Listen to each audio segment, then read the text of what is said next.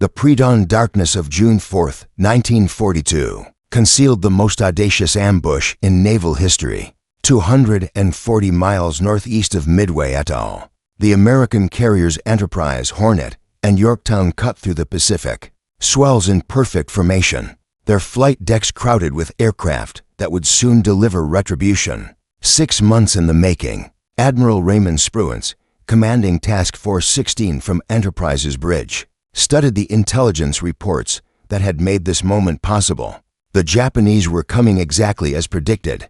For enemy aircraft carriers, the same ships that had devastated Pearl Harbor, approached Midway with the supreme confidence of a navy that had never known defeat. Vice Admiral Chuichi Nagumo's Kido Butai represented the pinnacle of naval aviation, experienced pilots flying superior aircraft from the most advanced carriers in the world. They expected to find Midway defended only by obsolete fighters and a handful of Marines. Instead, they would encounter the full fury of America's surviving Pacific Fleet, positioned with complete knowledge of their approach route, timing, and battle plan. Commander Joseph Rochefort's cryptanalysts had achieved the impossible. They had broken the Japanese Naval Code and read Admiral Isoroku Yamamoto's orders as clearly as if they had been written in English. The trap was set with mathematical precision. Captain Miles Browning, Spruance's chief of staff, approached with the latest reconnaissance reports. "Admiral, our scouts confirm the enemy position exactly where intelligence predicted. For carriers, bearing to for 0 degrees, distance 180 miles from Midway." Spruance nodded calmly, though his heart raced with the magnitude of the moment. Everything depended on timing. Launched too early, and his aircraft would arrive over empty ocean as the Japanese carriers maneuvered out of range. Launched too late, and Nagumo's superior numbers would overwhelm the American force. In detail, the window for success was measured in minutes, not hours, according to historical analysis from the Naval History and Heritage Command. The American victory at Midway effectively ended Japan's ability to prosecute an offensive war in the Pacific. But on this morning, such an outcome seemed far from certain to the men preparing to risk everything on a single, desperate gamble. Aboard USS Hornet, Lieutenant Commander John Waldron gathered his torpedo squadron pilots for their final briefing. These men flew the obsolete TBD Devastator, an aircraft so slow and vulnerable that it had already been nicknamed the Flying Coffin by those who flew it.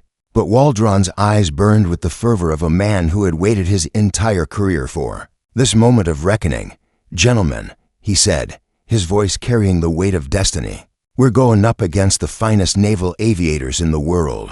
They have better planes, more experience, and superior numbers. But they don't have what we have. They don't have the righteous fury of free men defending their homeland." On Enterprise, Lieutenant Commander Wade McCluskey prepared his dive bomber squadrons with the methodical precision that had made him one of the Navy's most respected flight leaders. His SBD Dauntless aircraft, while not glamorous, possessed the range and accuracy needed to deliver 1,000-pound bombs with surgical precision. If the Japanese carriers could be caught with their defenses down, his pilots would have the opportunity to avenge Pearl Harbor in a single, devastating strike. The morning air hummed with tension as hundreds of aircraft engines warmed up across 3 flight decks. Mechanics made final adjustments to bomb shackles and torpedo mounts, while armorers checked ammunition loads with obsessive care. Every man understood that this would be the decisive engagement of the Pacific War. Either Japan's advance would be stopped cold, or America's last carriers would join the Arizona on the bottom of the Pacific. At 0600 hours, as the first Japanese bombs began falling on Midway itself, Admiral Spruance made the decision that would change the course of history. Standing on Enterprise's flag bridge, he raised his hand and spoke the words that would echo through eternity. "Launch all available aircraft." The counterattack that would shatter Japanese naval supremacy was about to begin. But first, it would demand a price in blood that would test the courage of every man who climbed into his cockpit that morning. The Pacific Ocean, which had belonged to Japan for 6 months, was about to become an American hunting ground. The flight decks of Enterprise Hornet and Yorktown erupted in controlled chaos as 116 American aircraft roared into the morning sky. Each carrier contributed its share of the aerial armada: dive bombers, torpedo planes, and fighters that would either vindicate the sacrifices of Pearl Harbor or join the honored dead. In failure, the sound of massed aircraft engines created a thunder that could be heard for miles across the Pacific, announcing America's return to offensive warfare. Lieutenant Commander Eugene Lindsay led Torpedo Squadron 6 from Enterprise, his 14 TBD Devastators struggling to gain altitude with their heavy Mark 13 torpedoes. Behind him flew the men who had volunteered for what everyone knew was likely a suicide mission. The obsolete Devastators would have to approach the Japanese carriers at wavetop level, flying straight and level for the final attack run, while Zero fighters and anti-aircraft guns concentrated their fire on the slow, vulnerable bombers. From Hornet's deck, Lieutenant Commander John Waldron's Torpedo Squadron 8 climbed slowly into formation, their aircraft so heavily loaded that several barely cleared the water after launch. Waldron had spent weeks drilling his pilots in low-level attack tactics, knowing that their only chance of survival lay in perfect coordination and absolute determination. As they headed west toward their rendezvous with destiny, each pilot carried Waldron's final words: attack immediately upon sighting the enemy. The dive bomber squadrons faced their own challenges. Lieutenant Commander Wade McCluskey's Scouting Squadron 6 and Bombing Squadron 6 from Enterprise carried the hopes of the entire Pacific Fleet. Their SBD Dauntless aircraft, armed with 1,000-pound bombs, represented America's best chance of inflicting crippling damage on the Japanese carriers. But finding the enemy fleet in the vast Pacific would require navigation skills of the highest order. Behind them came Lieutenant Commander Maxwell Leslie's Bombing Squadron 3 from Yorktown, veterans of the Coral Sea battle who understood better than most the deadly efficiency of Japanese naval aviation. Their aircraft carried the scars of previous encounters, patched bullet holes, and hastily repaired damage that testified to the ferocity of Pacific air combat. The fighter squadrons faced an impossible dilemma. With only limited range, the Grumman F-4F Wildcats could either escort the slow torpedo bombers at low altitude or climb high to protect the dive bombers. They could not do both effectively, meaning that some American attack aircraft would face the Japanese defenders without fighter protection.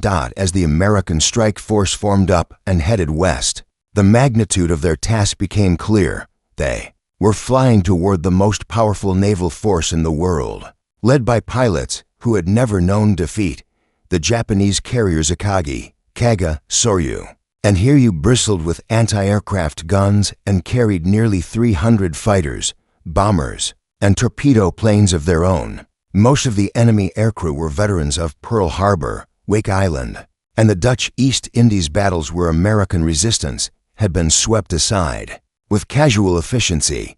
But this time would be different. This time, the Americans possessed advantages that no amount of experience or superior equipment could overcome. They knew exactly where the enemy was located, while the Japanese remained unaware of their presence.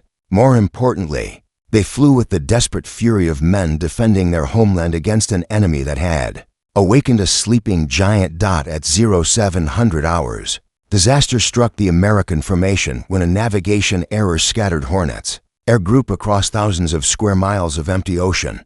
Torpedo Squadron 8, flying without fighter escort, found itself alone and facing the full might of the Japanese fleet. Waldron, realizing that his squadron had been separated from the other attack groups, made a decision that would define heroism for generations of naval aviators. "We're going in," he radioed to his pilots. "Attack immediately." What followed was magnificent in its courage and terrible in its cost. 15 TBD Devastators, flying in perfect formation, despite the odds against them, approached the Japanese carriers through a hell of anti-aircraft fire and swarming Zero fighters. One by one, they were shot down by the superbly trained enemy pilots, their crews dying in flames as they pressed home attacks that had no hope of success.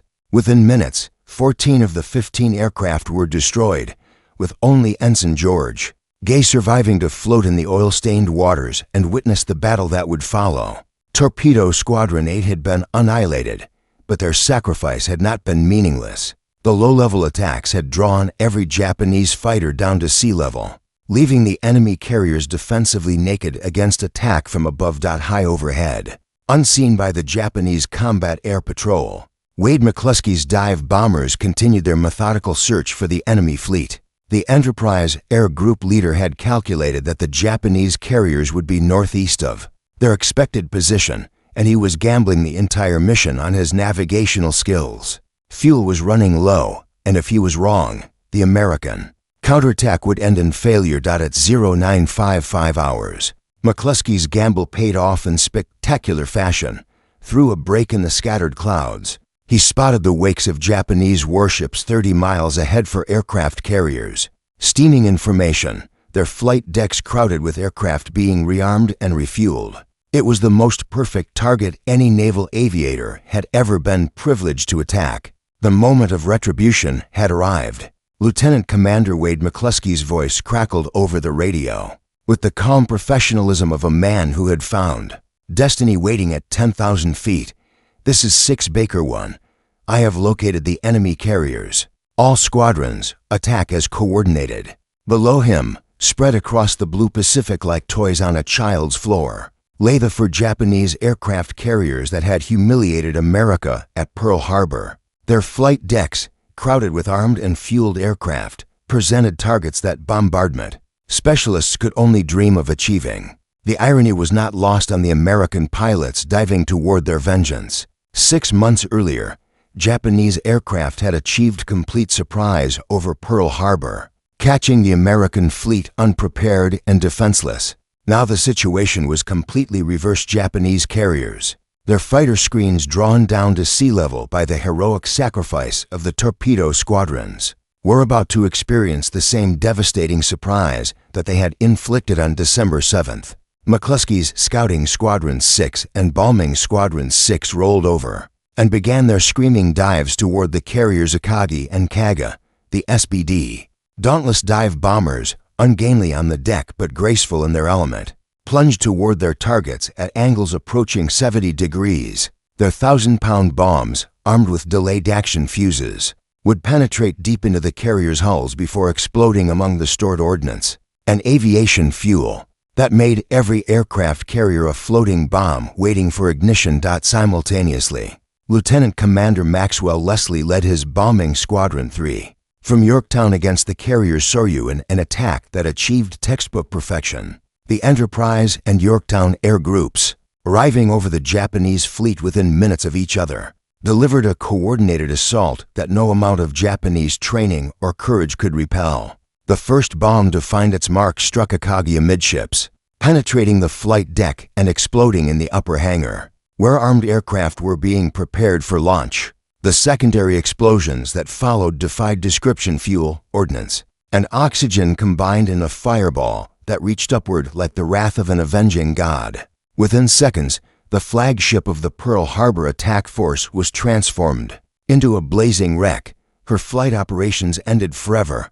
Lieutenant Richard Best, leading the second section of dive bombers, watched his squadron mates' bombs strike Akagi before selecting his own target, the massive carrier. Kaga, his 1,000-pound bomb, released at the perfect moment of his dive, struck the ship's forward flight deck and penetrated to the hangar deck below. The explosion ignited a chain reaction that raced through Kaga's hull, detonating stored torpedoes and bombs in a symphony of destruction that could be seen for 50 miles.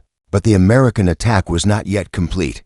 Leslie's pilots from Yorktown demonstrated the precision that months of training had instilled, placing 3 direct hits on Soryu within minutes. The 3rd Japanese carrier to die that morning was actually the first to sink, her hull torn apart by internal explosions that lifted her flight deck like the lid of a wooden box. In the span of 5 minutes from 10:22 to 10:27, on the morning of June 4th, 1942, the Japanese Navy lost 3/4 of its first-line carrier strength. The ships that had dominated the Pacific since Pearl Harbor were now burning hulks, their experienced aircrew dead or dying in the oil-stained waters around them. The divine wind that the Japanese believed favored their empire had suddenly shifted. Direction with devastating force. Vice Admiral Chuichi Nagumo, forced to abandon his burning flagship Akagi, transferred to the destroyer Nagara and surveyed the destruction of his command.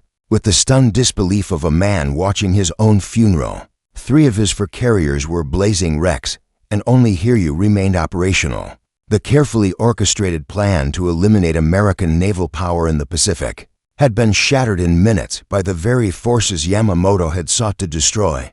The human cost of the Japanese disaster was staggering. Not only had they lost 3 irreplaceable fleet carriers, but more critically, they had lost hundreds of experienced pilots and aircrew, who represented years of training and combat experience. Japan's industrial capacity could theoretically replace the ships, but the men who flew from their decks were irreplaceable assets, whose loss would cripple Japanese naval aviation for the remainder of the war. But Captain Tomio Kaku, commanding the surviving carrier Hiryu, was not ready to accept defeat. Even as his 3 sister ships burned around him, he was launching a desperate counterattack against the American carriers, 18 dive bombers and 6 fighters. All that remained of his once mighty air group climbed into the sky carrying the hopes of the Empire and the fury of cornered warriors. Their target was USS Yorktown, already battle damaged from the Coral Sea engagement and now caught with her own aircraft, away on the attack that had devastated the Japanese fleet. The American carrier, her crew led by the capable Captain Elliot Buckmaster, prepared to face the vengeance of a dying enemy with the same courage that had carried them through months of desperate fighting. As smoke columns rose like funeral pyres from the 3 burning Japanese carriers, the battle for Midway entered its next phase.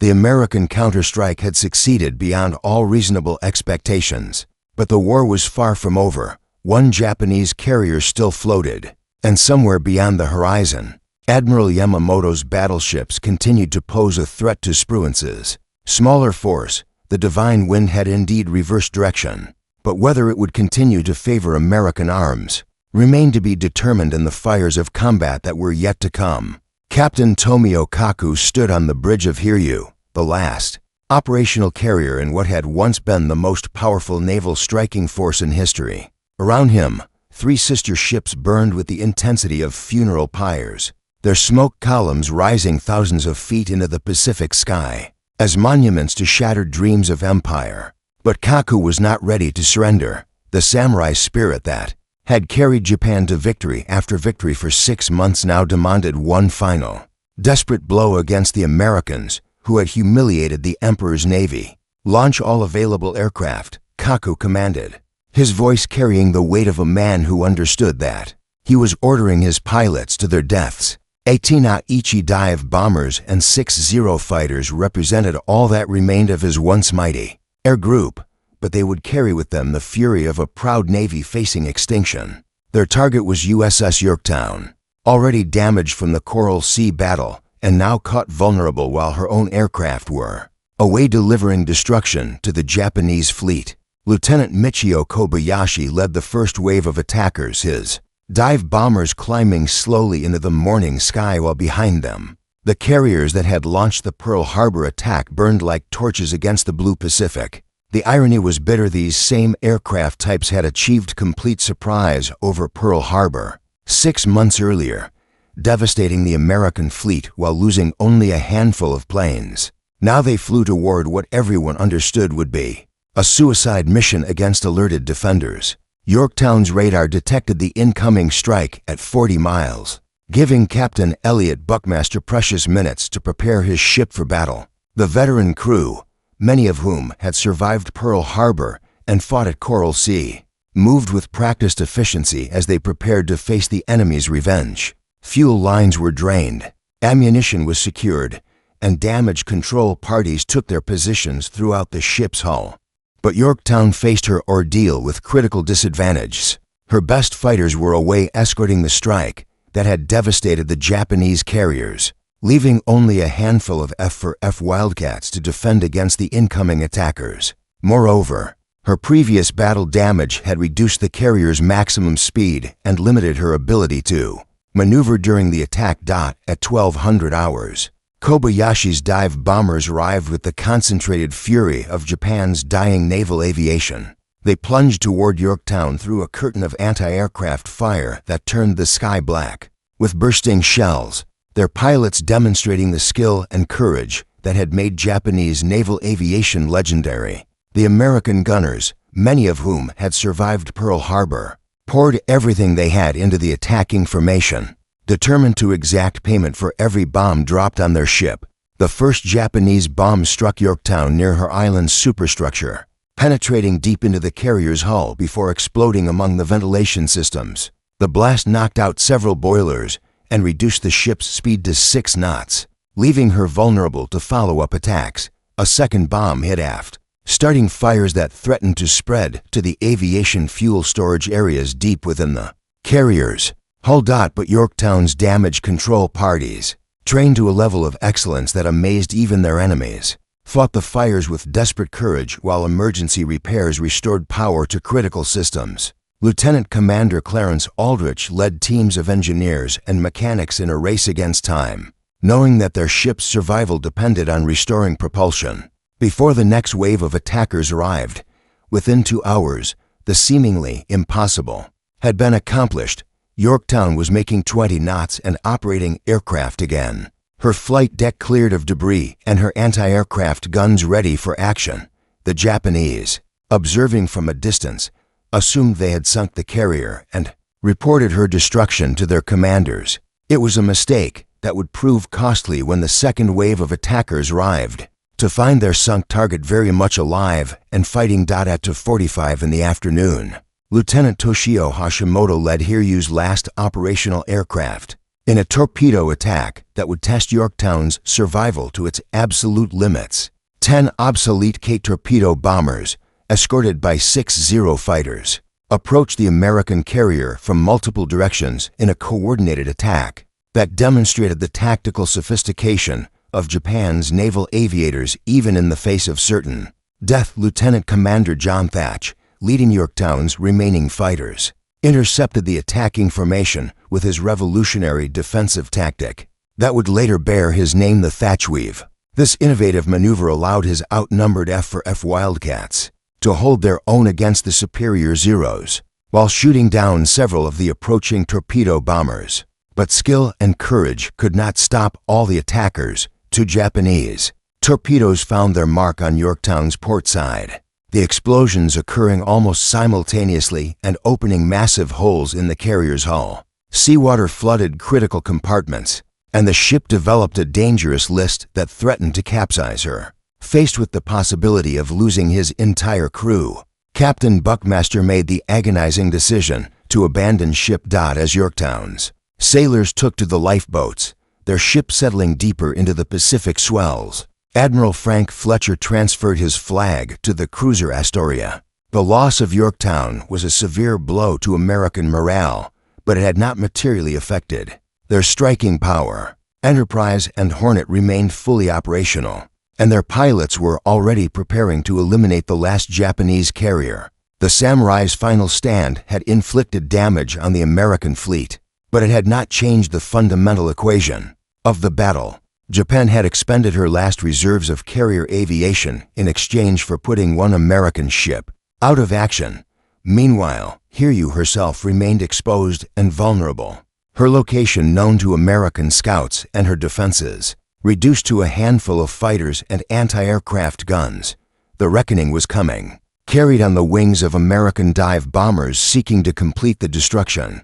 They had begun that morning, as the afternoon sun climbed toward its zenith over the Pacific battlefield. Admiral Raymond Spruance faced the moment that would complete America's revenge for Pearl Harbor. Reports from his scout planes confirmed what every American sailor had hoped to hear: the Japanese carrier Hiryu, last survivor of the force that had attacked Hawaii, was located and vulnerable. Her escorts had been reduced to a handful of destroyers, her fighter cover was depleted, and her flight deck showed the scars of hasty operations conducted under extreme pressure. Lieutenant Commander Earl Gallagher, commander of Scouting Squadron 6 from Enterprise, received the coordinates that would guide him to immortality. His 24 SPD Dauntless dive bombers veterans of the morning's devastating attack on the Japanese fleet, prepared for one final mission that would eliminate the last operational enemy carrier and complete the destruction of Japanese naval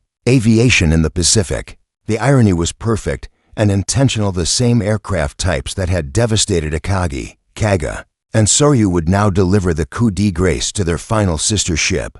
American industrial production, which would eventually overwhelm Japan through sheer numbers, was already beginning to show its advantages. While the Japanese had expended their irreplaceable aircraft and pilots, American factories continued to produce both planes and trained aircrew at rates that the Empire could never match. At 5 o'clock that evening, as the sun began its descent toward the western horizon, Gallagher led his formation toward Hiryu's position. The Japanese carrier, isolated and desperate, could offer little defense against the approaching American strike. Her fighter aircraft had been expended in the earlier attacks on Yorktown, and her anti-aircraft guns, while numerous, were insufficient to stop a determined assault by experienced pilots flying at high altitude. Captain Kaku, standing on Hiryu's bridge as American aircraft approached through the setting sun, faced the same situation that had confronted his fellow carrier commanders.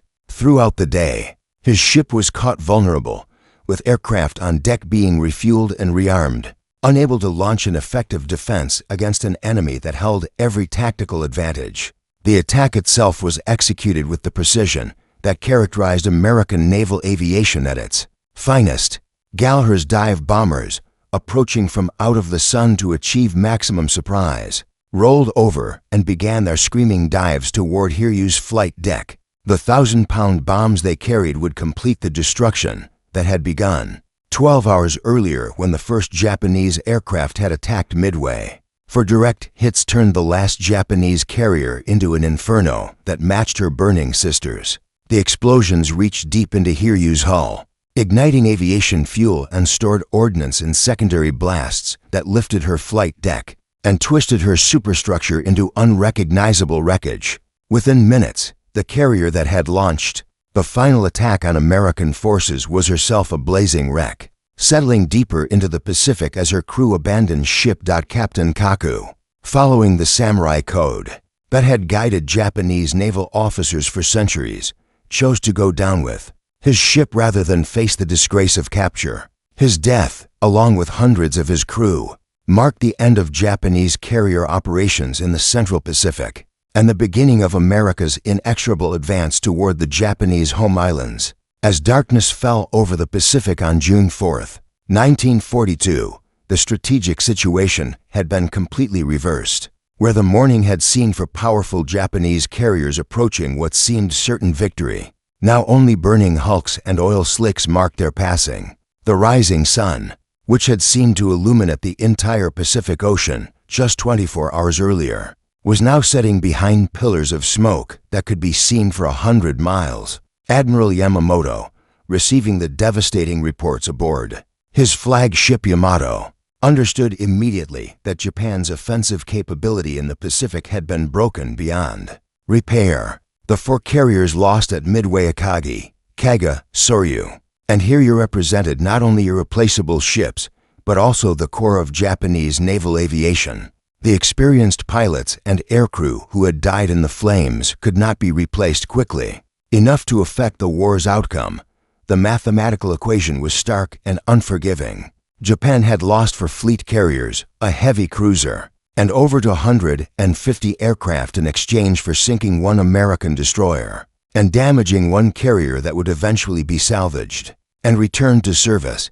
But statistics could not capture the true magnitude of the disaster. Japan had lost the initiative in the Pacific War and would never regain it. USS Enterprise, the ship that had launched the dive bombers responsible for most of the destruction, continued steaming through the night toward her next mission. Her aircraft had delivered retribution for Pearl Harbor, but the war was far from over. The Japanese Empire still controlled vast territories across the Pacific, and years of bloody fighting lay ahead before the rising sun would finally set on Japanese militarism. But the tide had turned irreversibly at Midway. Japan's advance across the Pacific had been stopped cold by America's counterstrike at sea, and from this point forward, The initiative would belong to the forces of freedom and democracy. The sleeping giant that Admiral Yamamoto had feared to awaken was now fully roused and advancing with mathematical precision toward final victory. Dawn on June 5th revealed a Pacific Ocean transformed by 24 hours of unprecedented naval warfare. The Japanese combined fleet, which had approached Midway with the confidence of conquerors, now found itself scattered across thousands of square miles of hostile waters, desperately seeking escape from an enemy that had achieved complete tactical surprise. Admiral Isoroku Yamamoto, architect of Pearl Harbor and supreme commander of Japanese naval forces, faced the most agonizing decision of his distinguished career. From the bridge of the super battleship Yamato, Yamamoto surveyed the wreckage of his grand strategy. For irreplaceable aircraft carriers lay on the ocean floor, taking with them the cream of Japanese naval aviation and Japan's ability to project power. Across the vast Pacific, the carefully orchestrated plan to eliminate American naval power had instead resulted in the destruction of his own first-line forces, leaving Japan vulnerable to the very counteroffensive he had sought to prevent. But the combined fleet still possessed formidable striking power. 7 battleships, including the mighty Yamato with her 18-inch guns, remained operational along with numerous cruisers and destroyers in a surface engagement. These ships could devastate the smaller American force and perhaps salvage something from the catastrophe. The question was whether Yamamoto could close the range without exposing his remaining ships to the same aerial destruction that had claimed his carriers. The answer came from his own tactical doctrine, the lesson of Pearl Harbor, which he had taught the world just 6 months earlier, was that battleships without air cover were helpless against carrier-based aircraft. His surface ships, no matter how powerful, could not approach the American carriers without facing the same dive bombers that had turned his own fleet carriers into blazing wrecks. At 0 to 55 hours on June 5th, Yamamoto transmitted the order that acknowledged Japan's first major naval defeat since the Battle of Tsushima. In 1905, occupation of Midway is cancelled. All forces will withdraw immediately. The invasion fleet that had been steaming toward the tiny atoll reversed course, abandoning equipment and supplies in their haste to escape American pursuit. But Admiral Raymond Spruance was not content to let the enemy withdraw unmolested. His Task Force 16, built around the carriers Enterprise and Hornet, began an aggressive pursuit that would continue for 3 days and nights across the Central Pacific. American scout planes, operating at the edge of their range, maintained contact with the retreating Japanese forces while reporting their positions to the carrier air groups. The pursuit developed into a deadly game of cat and mouse played across an ocean larger than the continental United States. Japanese ships, scattered by the chaos of retreat, became individual targets for American air attacks. The heavy cruisers, Mogami and Mikuma, damaged in a collision during the night withdrawal, fell behind the main force and became the focus of repeated strikes from Spruance's aircraft. Lieutenant Commander Richard Fleming, leading Marine dive bombers from Midway itself, pressed home his attack on Mogami with such determination that his damaged aircraft crashed into the cruiser's after turret, starting fires that burned for hours. Fleming's posthumous Medal of Honor would represent the courage of all the American airmen who had turned the hunters into the hunted during those crucial days in June. The systematic destruction of Japanese naval power continued throughout June 6th and 7th. Mikuma, overwhelmed by repeated air attacks, became another addition to the growing list of Japanese losses.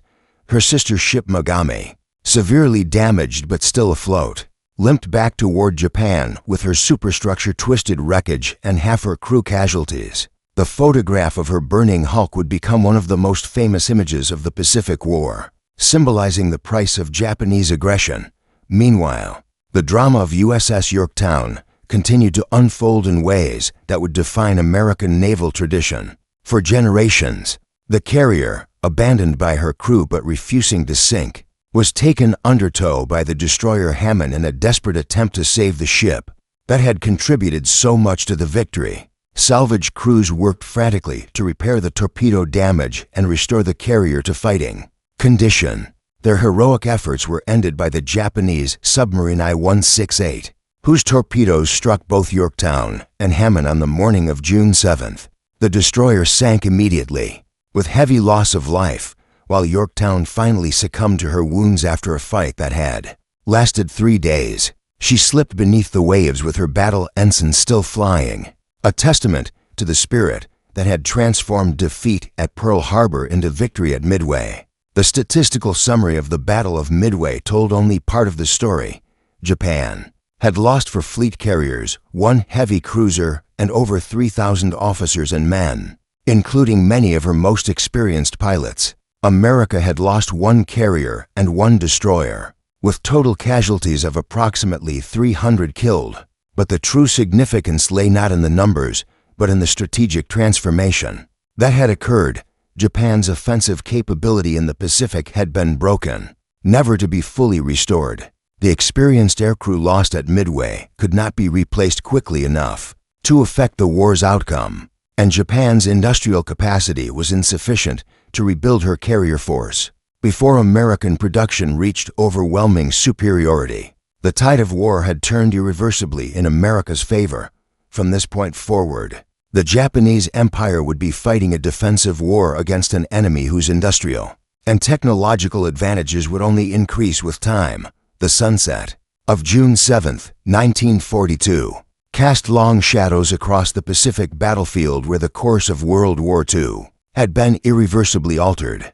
USS Enterprise, her flight deck scarred by 3 days of continuous operations, steamed eastward toward Pearl Harbor carrying news that would electrify the American people and demoralize the Japanese Empire beyond recovery. The carriers that had seemed invincible since Pearl Harbor were now resting on the ocean floor, their destruction marking the beginning of Japan's long retreat toward ultimate defeat. Admiral Chester Nimitz, Commander-in-Chief of the Pacific Fleet, received the battle reports at his Pearl Harbor headquarters with the calm satisfaction of a man who had gambled everything on superior intelligence and won decisively. The cryptanalytic breakthrough that had enabled the victory represented one of the greatest intelligence coups in military history, proving that information could be as powerful as any weapon when properly applied to naval warfare. In his official dispatch to Washington, Nimitz wrote with characteristic understatement, "Pearl Harbor has been partially avenged." But the reality was far more significant than his modest words suggested. The Japanese Navy, which had dominated the Pacific for 6 months, had lost its offensive capability in a single day of combat. The carriers that had struck Hawaii, Wake Island, and the Dutch East Indies were gone forever, taking with them Japan's ability to project power across the vast Pacific Ocean. The human cost of Japan's defeat extended far beyond mere statistics. Admiral Chuichi Nagumo, who had led the Pearl Harbor attack, was now a broken man whose career would never recover from the disaster at Midway. Captain Kaku of Hiryu had died with his ship, following the samurai code that demanded honor above survival. Hundreds of Japan's most experienced pilots, including many veterans of China and the early Pacific campaigns, were dead or missing, their irreplaceable skills lost to the Empire forever. But perhaps the most significant casualty was Japanese confidence itself. The myth of invincibility that had carried the rising sun from victory to victory, since Pearl Harbor had been shattered by American bombs and torpedoes delivered with devastating precision. Japanese naval officers who had dismissed American fighting qualities as inferior now understood that they faced an enemy capable of matching their own courage and exceeding their tactical innovation.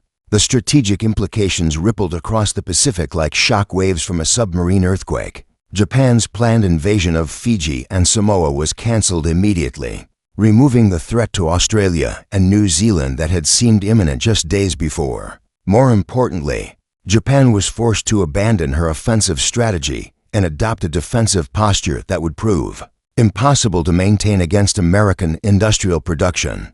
In Tokyo, Emperor Hirohito received the news of the disaster with the stoic calm expected of a divine ruler. But privately, he understood that his empire had reached its maximum extent and would now begin contracting under Allied pressure. The war that had begun with such brilliant success at Pearl Harbor was entering a new phase, where Japanese courage and skill would not be sufficient to overcome American material advantages. According to analysis from the National World War II Museum, the 5-day battle encompassed an area the size of the contiguous United States, with Japanese and American ships fighting at ranges of 50 to 150 miles apart. This vast scale of operations demonstrated the revolution in naval warfare that aircraft carriers had created, making it possible to engage enemy forces far beyond the range of traditional naval guns. The victory at Midway also validated the strategic decision to prioritize aircraft carrier construction over battleships. In the American naval building program, the lesson was clear in the Pacific War. Aviation would be decisive, and the nation that could build and man the most carriers would ultimately prevail. American shipyards, already working at full capacity,